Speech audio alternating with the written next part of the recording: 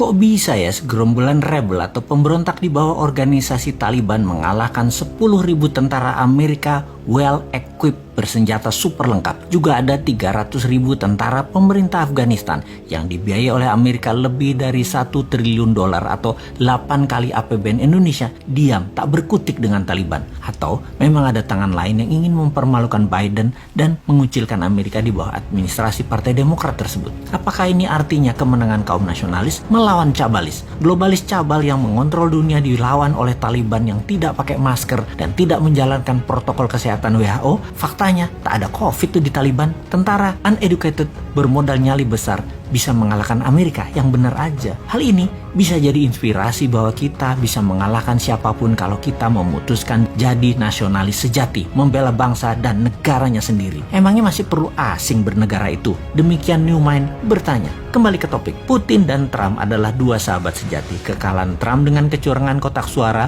ala pakai kardus digembok versi modern lah, membuat kaum nasionalis dunia main shadow, tidak muncul di permukaan lagi. Kalah di Afghanistan, administrasi Biden tercoreng habis. Mereka kenyataannya di dalam negeri sedang ribut masalah Kamala Harris. Lalu sekarang Demokrat ditampar dengan hengkangnya Amerika ke birit-birit lari dari Kabul. Bukti lagi, mereka tidak bisa mempertahankan aset minyak Afghanistan yang besar karena lemahnya Biden. Kita agaknya harus mengajari kaum old mind bernegara internasional yang memang tidak terlalu jago dan selalu salah di mata internasional karena memang jarang berkunjung ke negeri tetangga atau negeri sekutu lainnya. Memang selama 7 tahun ini diplomasi luar negeri agak lemah. Jarang sekali ngurusi luar negeri, pada 80% produk kita atau kebutuhan kita tergantung dengan luar negeri, terutama cara ekonominya saat ini dikelolanya. Faktanya, 80% ngurusi politik dalam negeri saat ini dan kebijakan yang diambil selalu yang populis, yang rakyat suka. Itu aja yang keputusannya dibuat, bukan yang benar. Apa salah emangnya memilih bernegara populis dan urusan semua dalam negeri, terutama politik? Ya tidak akan salah.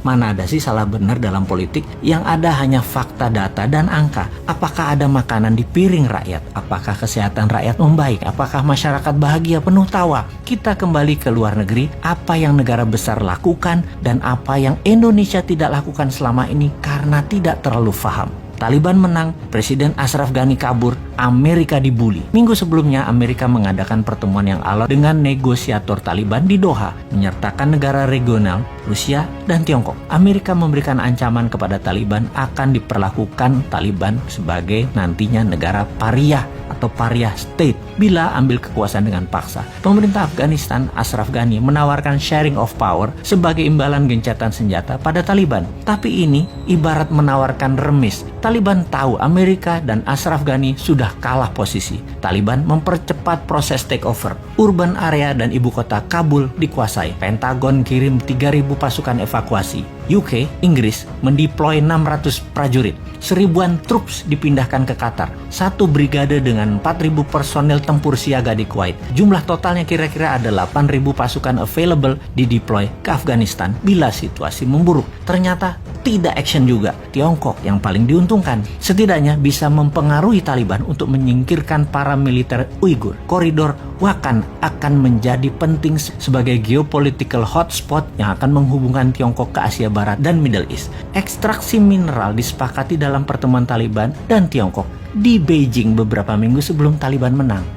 Dikira Tiongkok nggak main ya di sana. Ini faktanya. Sekali lagi, ingat nikel, ingat Tiongkok kan? Yaitu ekstraksi mineral Afghanistan untuk Tiongkok terlihat baik membantu, tapi aset Afghanistan disedot. Ternyata kekuatan Amerika tidak berguna karena Taliban membiarkan Al-Qaeda dan ISIS berkembang di Afghanistan. Sebagai catatan, dalam 5 tahun ini Al-Qaeda dan ISIS link group menjalar ke Asia Timur dan Utara.